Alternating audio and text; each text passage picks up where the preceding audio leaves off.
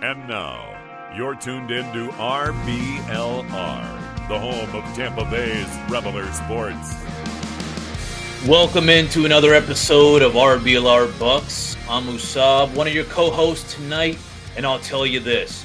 Sure, we're in the off season, but there are positives. Okay, if you're in the sunshine state like me, then you know the weather has been real nice. Or maybe this weekend you watched the USF men's basketball team come through with the big win versus Southern Methodist University.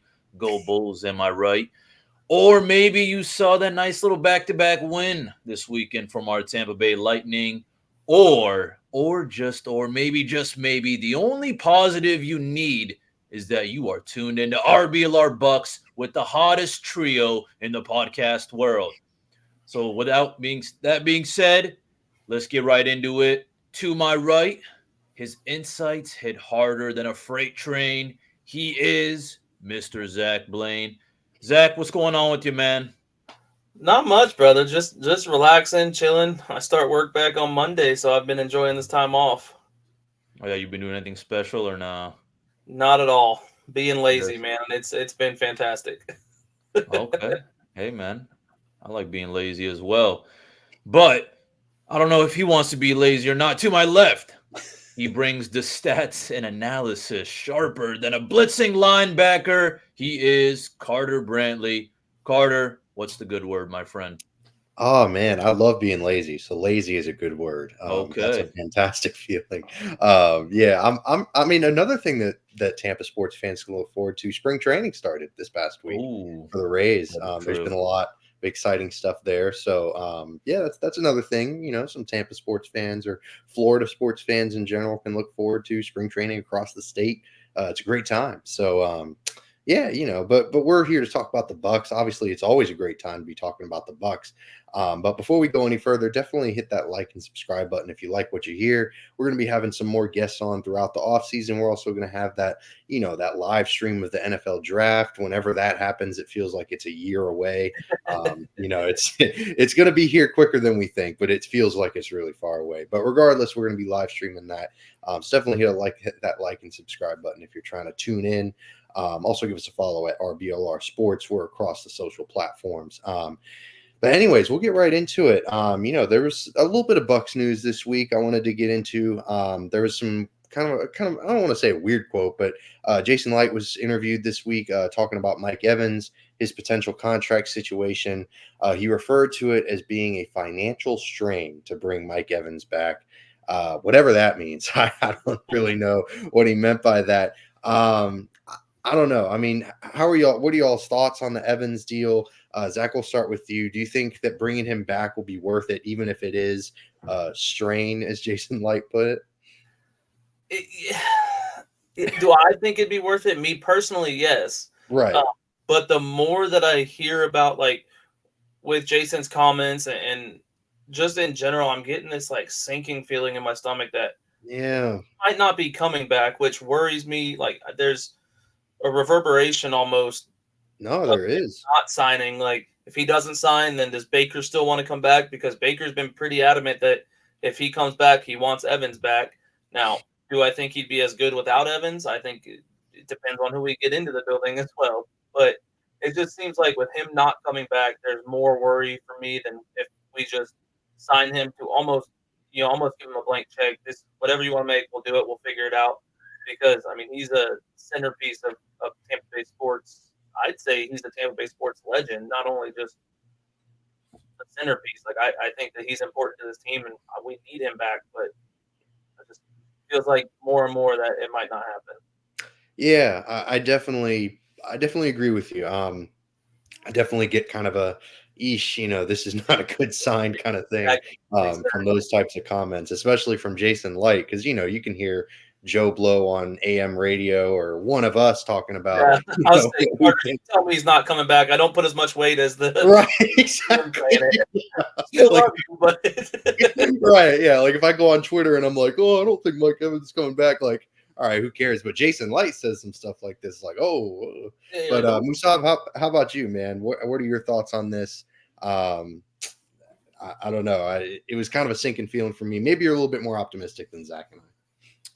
Well, I'll tell you this. I'm right there with Zach as to, yeah, I mean, I would definitely want him as well. But it is concerning. I mean, it raises my eyebrows when someone like Jason Light is saying the word like strain when it comes to someone like Mike Evans, our star player. So, yeah, I mean, I guess the way I kind of interpret it is just like, hey, we just want to let, our fans know it's hard. Obviously, he's not just going to give us the inside scoop or whatever, but Right.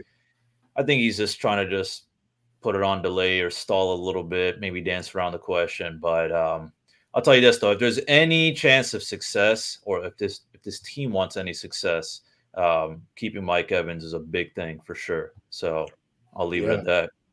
Yeah, absolutely. It's a huge thing because, like Zach mentioned, the reverberations, the kind of ripple effect that not re-signing Evans could have on the rest of their free agency decisions, any potential draft decisions that they'd have to make. Yeah, it's a huge deal, and yeah, I mean, definitely, I get it. Like being a GM of an NFL team certainly isn't easy. But yeah, I don't know. It was just kind of a weird thing. I don't know. It's always so weird when ownership or front office executives in any sport kind of put their foot in their mouth. Like, how easy it is to just like give milk, like just vanilla answers that don't say anything. Like, Yep. why not just do that every time? Why even say stuff like this? But anyways, that's neither here nor there. I thought it was just kind of something interesting. Another little thought or a little piece of news that kind of flew on my little Twitter timeline or X timeline, whatever you want to call it. The NFLPA survey results were Oh, released this week. God. Yeah, it was enlightening, that's for sure. Just a little bit around the league. I thought the most interesting thing was Kansas City coming in hot at an F- overall, 32nd overall. They were dead last in an overall cumulative grades. Their owner being the worst of it all. He was torn to shreds. So I thought that was interesting. Win the Super Bowl, but rank last on the NFL. Maybe that's the secret. You just got to be a scummy organization. But anyways, We're right there with them. So right, exactly. We won't get into it. We'll focus on the Bucs. They ranked 24th overall, which isn't, it's only 8 spots better. So Musab, did you have any thoughts on this? Maybe any things that kind of jumped out at you with the individual little categories or anything? I'll tell you what jumped out at me is, yeah, just to see how different organizations work in different ways. Just like, for example, I know we were going over it, like the daycare kind of services. Some provide daycare, some don't. Just those small kind of things I didn't realize, are kind of included or not included. But I mean, listen, with the offseason, yeah, I'll read anything about football or anything about our beloved Buccaneers. So it was, I mean, it was just, it's kind of like reading like a little like a reality TV show, like script or something. Hey, welcome to the bad boys of Buccaneers football, and the owner sucks, XYZ. But I don't make too much of it, or I don't think it's like something super significant, because I think it all just comes down to priorities. Um, yeah, I mean, if you're a young guy, you just want to play for the best team, you don't care about much about the extra amenities or whatever, then it makes sense. But again, if you're kind of on the older side, you're a backup quarterback or something, you got a family, you're not going to be playing much, so you might as well just kick back and enjoy. Then yeah, you're probably looking for those amenities. But yeah, it was entertaining, I guess. I'll leave it at that. Yeah, I think it's more we were talking about it before the show, more of an effort to just try to, poke the teams that do such horrible things with their, facilities, like you mentioned, the daycare, the training facilities, the workout rooms, et cetera, et cetera. It's kind of a way for players to just kind of complain. It's a complaint box, and it's valuable, like it's necessary, like you got to have it. If they didn't have this, it would be concerning, because it'd be like it was the 1970s. Teams are making millions and billions of dollars off of these players' hard work, so they got to have some way to voice their opinions. But Zach, how about you, man? Was there anything that stood out from this report? yeah, basically Tampa's got shitty food and it's not very fresh. Yeah, right. No, really, like honest answer, the family stuff kind of stuck out the most for me. The treatment of families. When anytime I see something that says like they're one of the 12 teams that don't have a family room during games, or they provide daycare but they charge $90 per child, when most teams, it says it right there, most Right, it's teams free. give this service for free. Mhm. It just kind of, to me, goes back to ownership, and it kind of shows, in my opinion, why ownership is ranked real low. Like, I believe we're 28th in ownership. Like, Yeah, it 26. kind of all checks out. Like, the math all adds up. And, Right. if you win the Super Bowl, it's not as big a deal. But when you go 9-8, some of those things need to be, you maybe need to step up a little bit. That's essentially what I took from it. Yeah, I mean, I think a really interesting thing to think about is Tom Brady is not here anymore. With all due, I love living in Tampa Bay. Loved growing up here. This is not a free agent destination. It's not New York. It's not LA. So if you're not at least trying to make it even just league average, I feel like it is a failure because free agency. Obviously, people are just going to take whatever the highest dollar amount is, which rightfully so. But when you're working on the margins, trying to find small advantages, things like these can maybe give you a little bit of that extra leg up over the other teams. And if the Bucs are failing to do so, that's a failure by the organization.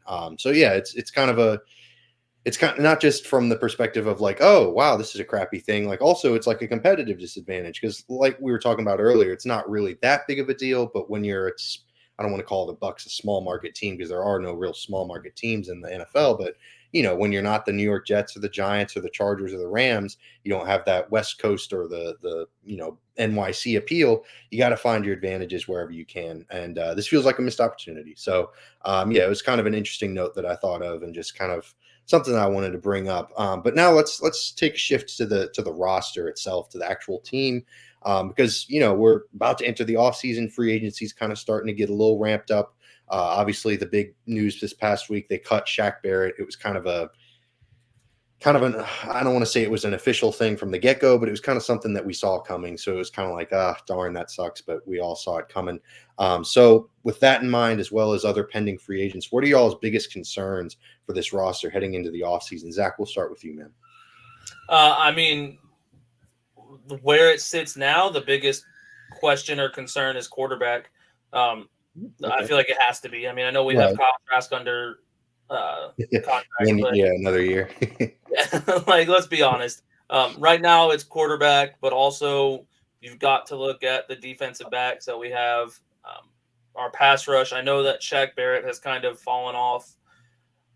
I hate to say it that way, but he's kind of fallen off lately. Like, great guy. I'm sure that he's an awesome person, and it still low-key kind of hurt to see him go because of everything he's gone through in Tampa.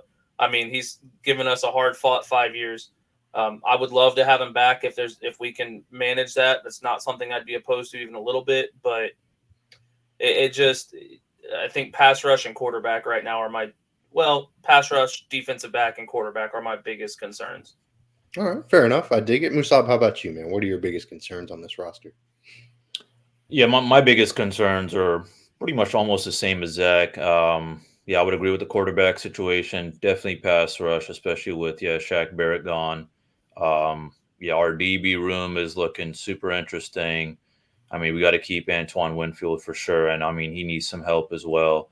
That's a huge mystery mark, and then even a little bit of sprinkle at offensive line. But I'll tell you, this is my biggest concern is what I'm thinking about when it comes to all these kind of needs that we need to fill. Is as much as I want to just keep getting the best of youth out there in the draft, we also need to get some experience. So I don't want to hold. I mean, sure, it would be nice to get like a really phenomenal offensive line from the draft, but I mean that's a young offensive line we're talking about. So I'm thinking, for example, like the right guard center situation, which one do we prioritize more in the draft? The center or the right guard?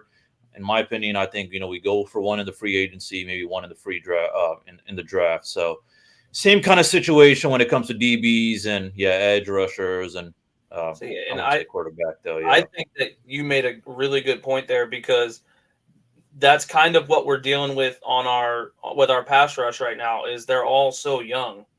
Like we had Jack, not taking anything away from Barrett, but the core of our defensive line is a bunch of young guys in year 3, 4 at the most. So we don't have time for them to build up over, they're not going to be stars instantly like Aiden Hutchinson was. Like, we don't pick that early. So that's a really good point that I didn't even think about. Yeah, I mean, it's definitely going to be tough. We're sitting here talking about the edge rushing group. I mean, JTS, it feels like we've been waiting for a breakout season from him for a decade now. Obviously, he's only been in the league for 3 years. And speaking of childcare from the Bucs, hey, look at that. Look at that. One of the Blaine children. Hello. It's always a pleasure. See, RBLR, we have daycare. We take care of the kids, unlike the Bucs. Good gracious. But anyways, and it's not $90. You don't have to pay for that childcare. Oh, it's way more expensive. Way more expensive, huh? Right. But anyways, yeah, I'm definitely with y'all. The quarterback situation is kind of the more pressing manner for sure. Getting that kind of situated is big. But also, yeah, edge rushing is huge because, like we've been talking about, JTS, depending on a lot of young guys to kind of step up and kind of produce that they just haven't done this up to this point. So I'm kind of interested to see how it all plays out. But looking at the two they've got the offense and the defense. Looking at those two sides separately, which do you think needs more attention? Musab, we'll start with you. Offense or defense? What are you leaning towards? Ooh, this one's actually tough, but I'm going to lean towards defense just because of the things that have happened. Shaq Barrett gone.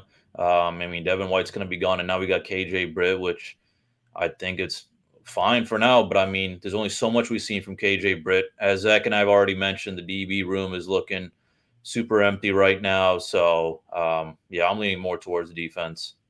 Yeah, I'm going to side with you because not only is Devin White gone, Levante David might retire, which rightfully so. He's had amazing career, one of the best Bucs ever.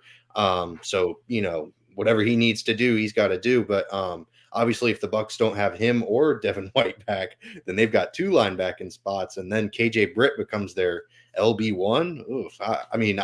Like you said, KJ Britt, solid player. He could be very, very dependable, but I don't know if I want him being the number one linebacker out there, especially with the lack of depth that they have. Him and Servastier Dennis. Whew, man, I don't know if they could do a full season of that. So yeah, that's going to be interesting. I'm going to go defense as well. Zach, how about you, man? Maybe you're going to break the mold and say offense, or maybe you're also leaning defense. If we're being honest, I'm going to say defense. It's just one of those things. I honestly think we need help on both sides, but truthfully, yeah, you agree. But realistically, I think defense is where we need the most help, and I think that's where we need to focus on bringing in some veterans this offseason. But so I hate to agree with you guys on everything, but this one I got to agree with you on. No, for sure. The baby was thinking about the Bucs safety room right now. That's why the baby was crying. They were like, "Oh goodness, just Antoine Winfield Jr. Who else?" And yeah, I'm with them. Good gracious, they don't really have they literally don't have anyone. Ryan Neal is gone. It's just Antoine Winfield Jr. and that's if they either franchise tag him or bring him back, whatever the case may be. But we've been talking a lot about their kind of need to fill some holes and to address a lot of needs. What are you thinking that the Bucs lean more on, free agency or the draft? I know we talked about some bringing in some experience, but I don't know. It's just their cap situation is tough, and they have so many in-house guys that they kind of have to lock up, including the Mayfield, Evans, Winfield Jr. trio. That it feels like for me they'd lean more draft because they did that last season. They had a lot of rookies playing a lot of snaps, so that's kind of my thought process behind it. But Zach, we'll start with you, man. Do you think they lean more draft or free agency to fill these holes? I think it's going to be interesting to see because I think we do. Tampa's not known for bringing in big free agents. Like it's just not a thing, really. Like as long as I can remember, like Shaq Barrett has been, or I guess Darrelle Revis came in, but I don't think he was a free agent. He was a trade, wasn't he, with New England? Oh man, that was a while ago. So like I can't remember a time that I saw Tampa bring in like a really big free agent outside of Shaq. There was one kind of big one they brought in. Oh well, okay. Yeah, but one time, you're right. Tom Brady, I'll give it to you. But I think he already knew he was coming to Tampa. I don't think there was much bargaining or anything there. So I think it's going to be through the draft, but I think that's where our issues kind of lie. I don't think we're a bad drafting team, but I also don't think we're a good drafting team. I think we're just kind of mid. And unfortunately, if we draft mid and that's how we build our team's going to be mid. So it just if we focus on the draft, it's going to be another 9-8 season. And I think that you need to be able to use both of those means of adding players. And I just don't know that I see Tampa doing that. For sure. Yeah, it's going to be interesting moving forward. Musab, how about you, man? You thinking more they're going to lean more on the draft or free agency to acquire these players? Well, you guys both said great points. Carter, first of all, with the whole kind of cap space situation, I would say, yeah, it does make sense to obviously lean towards the draft. But then, as Zach mentioned, I mean, you don't want to just completely lean on the draft. And I mean, I agree with you totally, Zach. Every single year, out of all the guys we get from the draft, I'll only say like 50% of them, maybe a little bit less, actually end up following through for us. So, and I expect the same exactly this year. So, for that reason, I mean, we should do our best, when it comes to trying to get the best free agents out there, whatever we can, and then just work it out with the draft. But yeah, I mean, yeah, we just can't lean on just the draft. That just doesn't make sense to me. For sure. Yeah, I mean, it's definitely going to be tough to see how they strike that balance of having an experienced roster, but also having one that's young enough and versatile enough to where they're not getting hemmed in and locked in like the Saints do every year with these nasty veteran contracts, and then they're in salary cap hell, and it's a whole mess. But if you don't want to be in salary cap hell with your fashion, if you want to have a wardrobe that is well balanced, with some solid rookie draft picks, but also some really solid veteran free agent acquisitions, you definitely want to go on shop.rblrsports.com.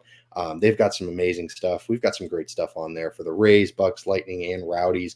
If you're looking for some Rays spring training gear, or maybe you're gearing up for the NFL draft, you've got your own watch party going on, or you're excited to see the Lightning, tearing it up in the NHL, or you're just missing the Rowdies. Either way, we've definitely got some gear up there, and we'll give you a promo code since it's, we're in the dulls of the off season. I mean, it's tough out here. So we'll give you a little promo code, Cannons, CANNONS. You type that bad boy in for 10% off your entire order.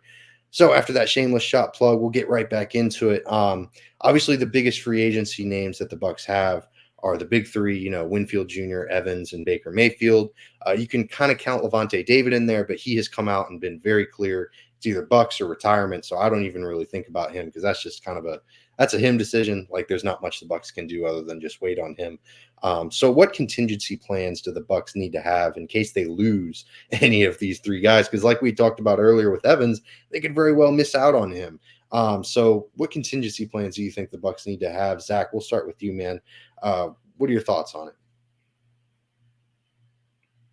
Oh, you're muted, big dog. My God, I am so sorry. There you go. No worries. Luckily, as I just said, that we don't need to focus on the draft, or we can't just focus on the draft. Luckily, this draft is relatively strong for all three positions. For sure. So, God forbid we lose out on, Baker Mayfield, we lose out on him. Well, Michael Penix will be there with our 26th pick. Like, if we had to, we lose out on Mike Evans. This is such a deep wide receiver draft.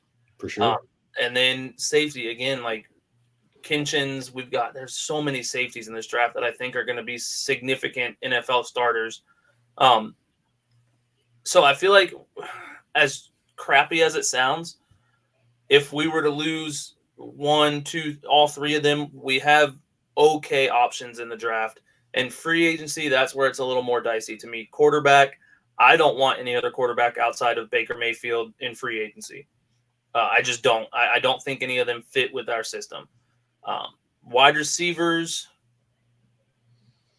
not really anyone I want in free agency.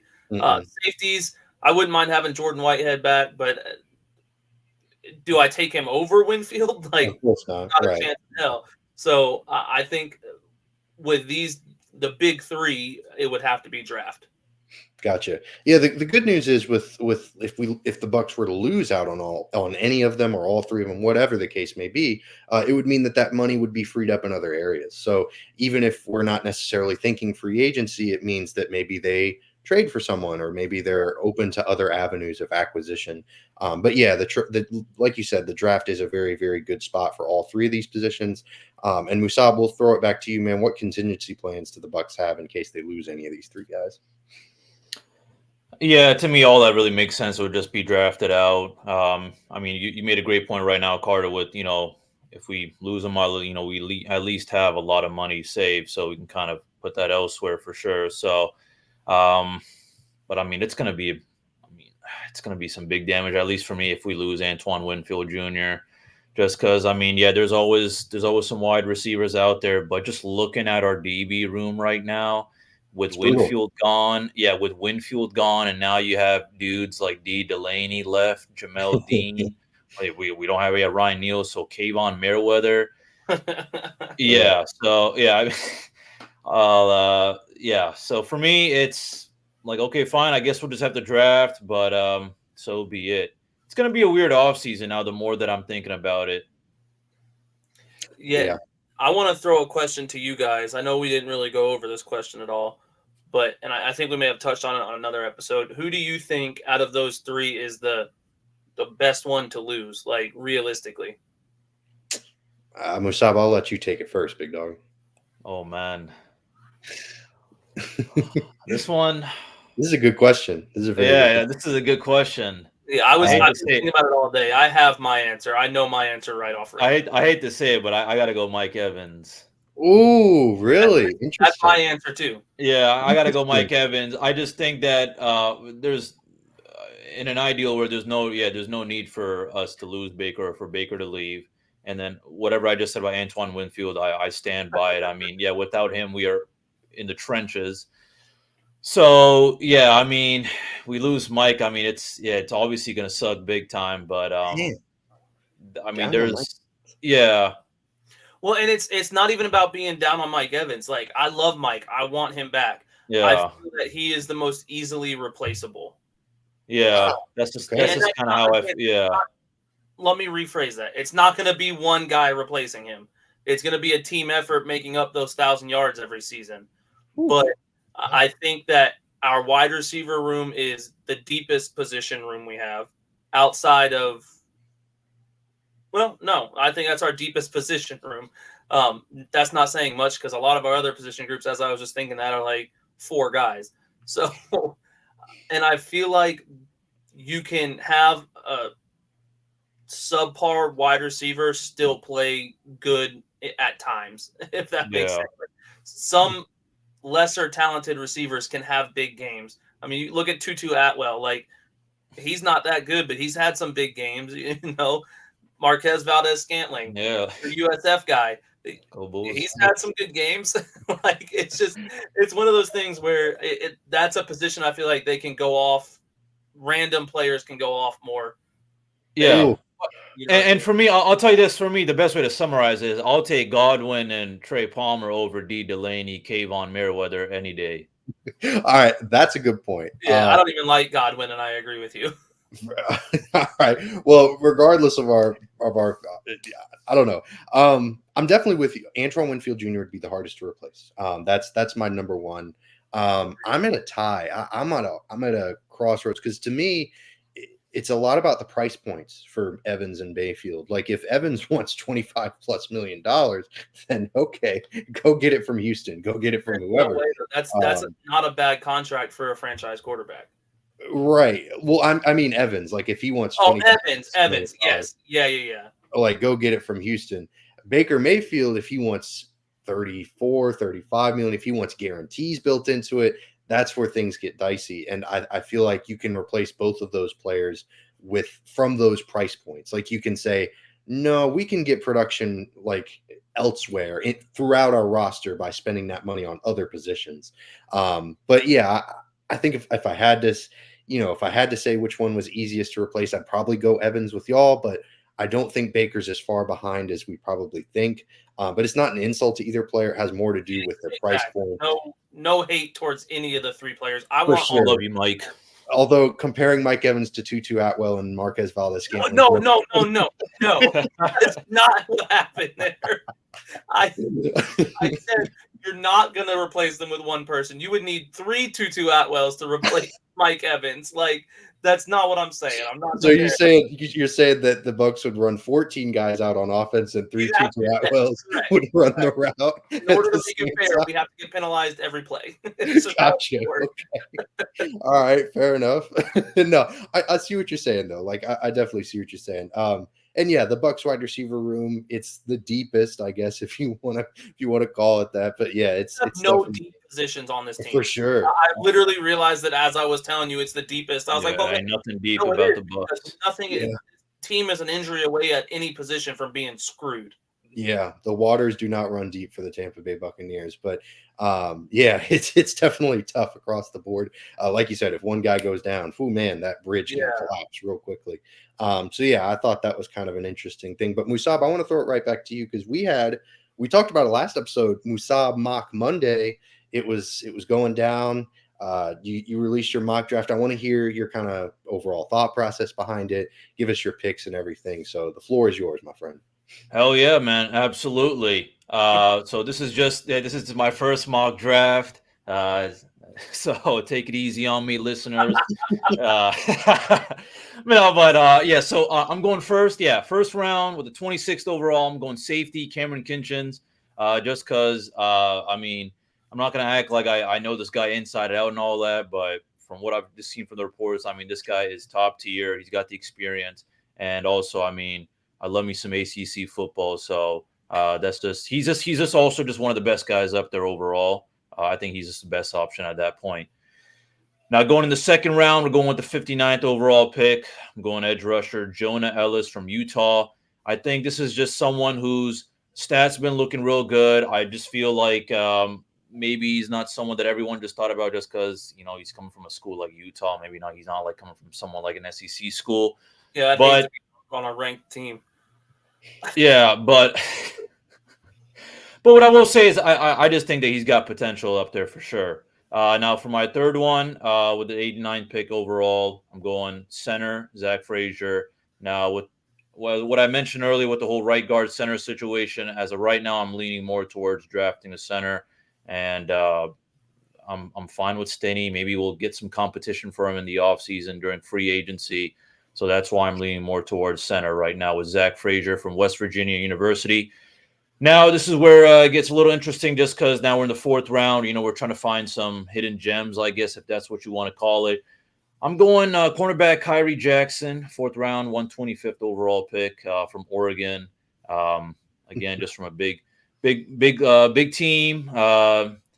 I did like some guys from Oregon State, but I'm kidding, Zach. No, but I am leaning towards Oregon. Just because, phenomenal. He's up there when it comes to his projection as well. So I'll just leave it at that. Now, this gets a little interesting. Now we're in the 6th, 7th round, especially with Levante David now possibly retiring, and then the whole Devin White situation is interesting. I'm leaning towards Cedric Gray from UNC. At this point, if we're able to get him in the 6th round, I think that's an absolutely good find. I think this is a hidden gem for me. And then the 7th round, this is just now we're looking at our offensive weapons, guys who can help the rest of our guys out. I have 7th round with a 242nd pick, running back Imani Bailey from TCU. I just think, looking at his kind of report, his weaknesses, his strengths, I think this is the kind of guy who would also complement Rachaad White really well, and that's exactly what I'm looking for this upcoming season. Last but not least, wide receiver Javon Baker from UCF. This one was kind of just a wild card for me. Just looking at what kind of guy, what kind of guy, could we actually possibly get at this point? Who would maybe work out with us? This was a little bit hard, obviously, because he is a UCF alumni, but I had to kind of set that USF fandom to the side and put him down as my 7th rounder. So those are my guys. If you like what you heard, let us know in the comments. If you don't like what you hear, let us know in the comments. I'll let all the Oregon State stuff slide just because you picked a night. You're almost even. Not quite, because I would have preferred Oregon State in there, but I'm okay with it. I know. I'm sorry, guys. Orlando boy here. I apologize. Oh, Orlando, yuck. Yeah, no, I respect the honesty. Gotta respect a man from USF who will pick a UCF guy. That means you're doing an honest evaluation of the talent. I really like that you waited so long to go skill position because I think that's really smart. I think you can get a lot of value from lower round guys at the skill position level. And the Bucs have a lot of needs in the trenches, so I love that you went. Obviously the secondary also as well. Yeah, I was really excited to look at your draft Musab. So yeah, it was a great time. I really enjoyed, just learning more about these players. And obviously, as the offseason goes on, we'll have our own little stuff on these episodes talking about the Bucs positions in need. So even more reason to like and subscribe in case you were wondering. We'll continue to delve deep. And I'm sure Zach Blaine's going to come up with his own mock draft next week as well. Another one, I think this will be your third one, right, Zach? It'll be my third one, yeah. But I'm thinking maybe to get you into one. Oh man, yeah. I'm always hesitant because the mock drafts can be really fun, but also everyone has their own mock draft. So what's mine? It's just kind of a shot in the dark. But yeah, no, I'll definitely produce one at some point this offseason. Everyone does. Well, yeah, I'll cover you next week, and then you got the week after. Right, for sure. I appreciate it. And yeah, as free agency moves along, it'll definitely shape how these drafts come together as well. Because there's a lot of free agency decisions to be made. We talked about this week too. Yeah, for sure. Yeah, exactly. So yeah, I thought that was a really exciting thing to plug Musab's mock draft. Check it out on Twitter if you want our producer made a wonderful little visual as well. So definitely check it out there as well. But shifting our focus to kind of a bigger picture thing, we're looking at the division, because there's a lot of interesting decisions that can be made throughout the NFC South. The Falcons are probably the most interesting team in the NFC South, but are there any teams that could maybe surpass the Bucs in your mind? Zach, we'll start with you, man. With some shrewd offseason moves, who are some teams you're looking out for in the division? This is a hard question to answer as a Bucs fan right now because we don't know where we stand. Right. No, it's a good point. If we lose out on Mike Evans and Baker Mayfield, let's just say we lose out on those two, we bring back Antoine. I think 2 or 3 teams could pass us. You know what I mean? Yeah. Like, it's just realistic. Yeah. But let's go off of the idea that we get all 3 of them back. I don't think there's a team outside of maybe the Falcons with competent quarterback play that could pass us. So maybe the Falcons, but if I had to put all my money on one answer right now, none of the teams surpass us. Gotcha. Interesting. All right, Musab, how about you, man? Maybe you're with Zach, or maybe you're a little bit higher on some of these NFC South teams. No, I'm going Buccaneers. If anyone would give us competition, yeah, it would be the Falcons, but that's really about it, though. I don't feel like any of us are really going to, make any really drastic moves. I think that's what makes our NFC South division so special. It's So just special. there's only so much you have to do to be better than the other 3 guys. So yeah, that's really about it, though. So yeah, I'm going Bucs. I know Josh last week said that he thinks Justin Fields is more of a Pittsburgh guy. I think he's coming to Atlanta. I think he's going to be Atlanta's quarterback. And I think that that's the only reason I'm not high on Justin Fields, but I'm a lot higher on Justin Fields than I am on Taylor Heineke or Desmond Ridder. So I think in those weapons they have, that's why I say Atlanta could potentially pass us if Fields can play good quarterback. Yeah. I do think Atlanta has a pretty good chance, with the reasons that y'all said as well. Carolina's, they don't have a first-round pick. The Saints have no cap room. They're also a really, really aging roster. They're going to get even older this year. I think we saw it this past season. There was a lot of regression from a lot of their veterans, Cameron Jordan, Tyrann Mathieu. I mean, just a lot of their guys that they were hoping could maintain that. They couldn't meet that expectation. So I don't know. I think that was thought it was a really interesting question just because, the Bucs are defending champs now for 3 straight years for the NFC South. So, I mean, they're kind of, I don't want to call them top dogs because they went 9-8 and I think they went 8-9 the year before. So they're not really top dogs by much, but hey, they're top dogs. So I thought it was kind of interesting.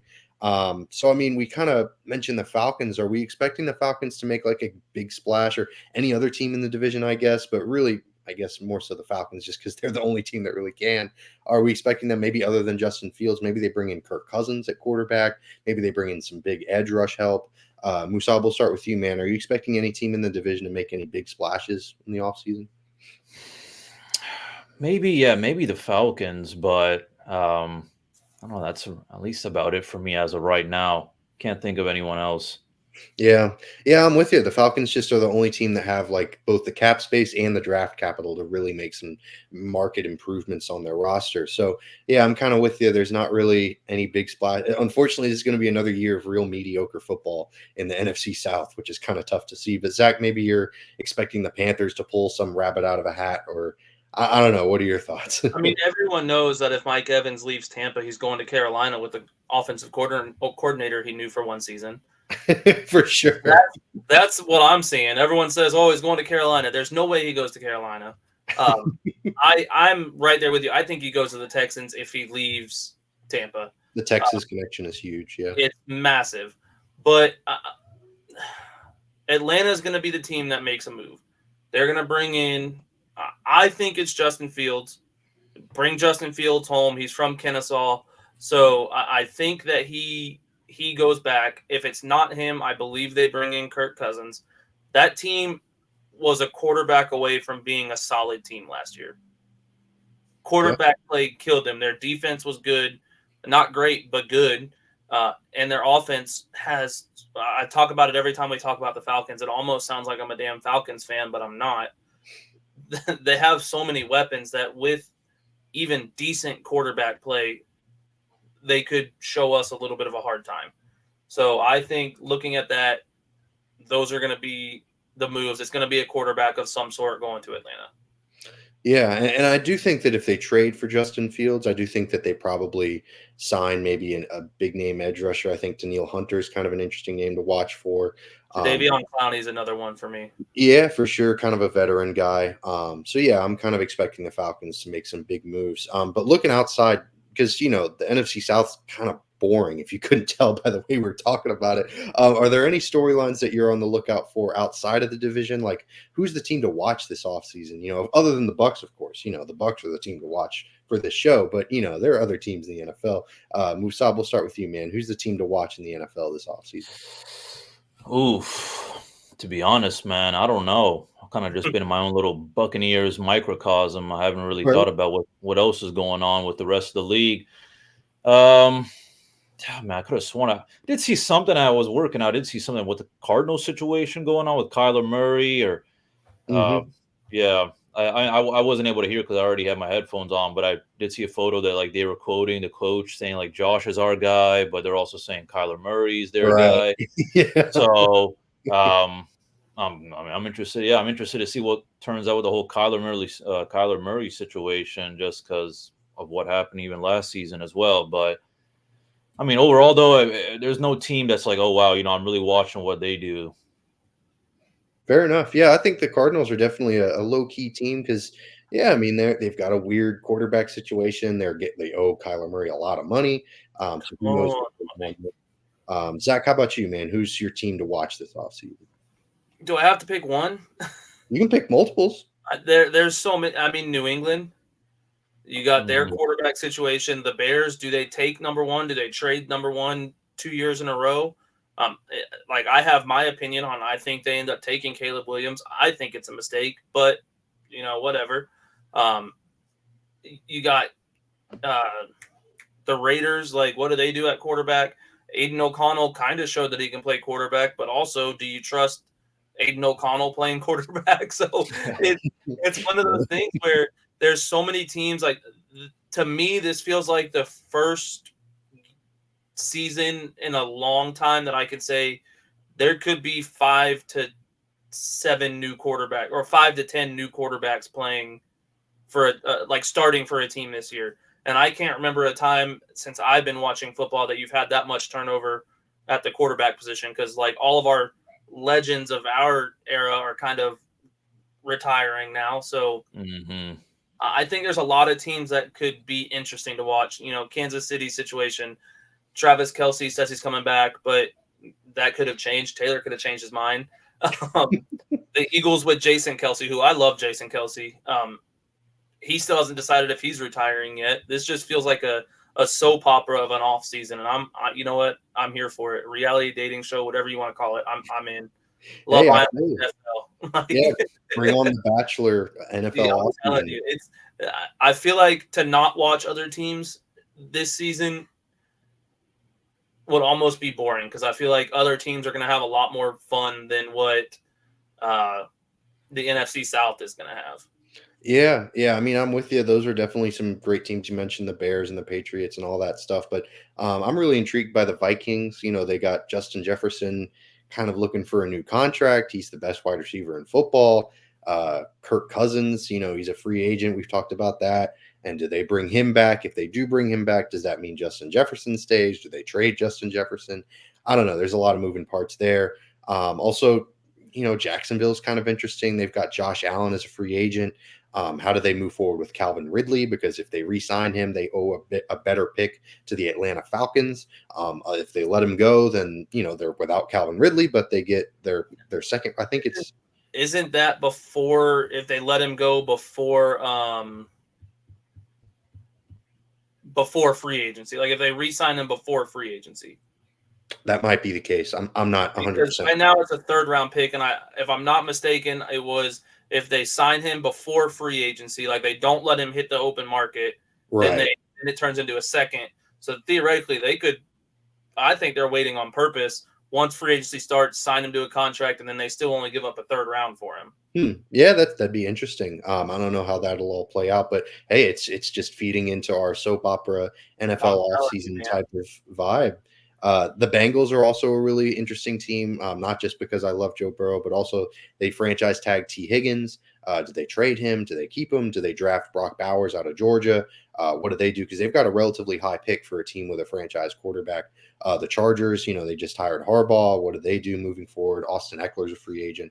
Do they cut Mike Williams? There's just so much stuff going on in the NFL. Like Zach said, if you're not following the rest of the league, then you're going to be kind of bored because the Bucs are going to have those three names, and then they'll have the draft, and then after that, not really expecting a whole lot from the Bucs. So, you're going to see a lot of like undrafted free agents that have been on 14 teams come into Tampa this offseason. Yeah, more Christian Eisen types. Yep. Although if they have another Christian Eisen, my goodness, that would be a whole fun. He's one of my favorite rookies from last year. For sure. He was a huge value pick, or not even a pick, just a huge value pickup as an undrafted free agent. So, yeah, I thought I'd let that out there before we logged off and before we hopped off of this podcast. And, you know, we're nearing the end of the show. We really appreciate y'all for tuning in. We're going to do a lot more draft stuff moving forward, as well as some free agency previews. I wanted to lay the groundwork and let y'all know what we thought the priorities were, though, before we got into all that stuff. So like I said, we really appreciate y'all tuning in. Definitely hit that like and subscribe button if you like what you heard.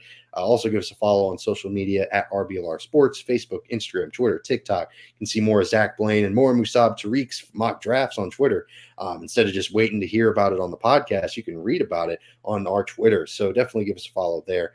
But we'll see you next week. And as always, go Bucs. Go Bucs.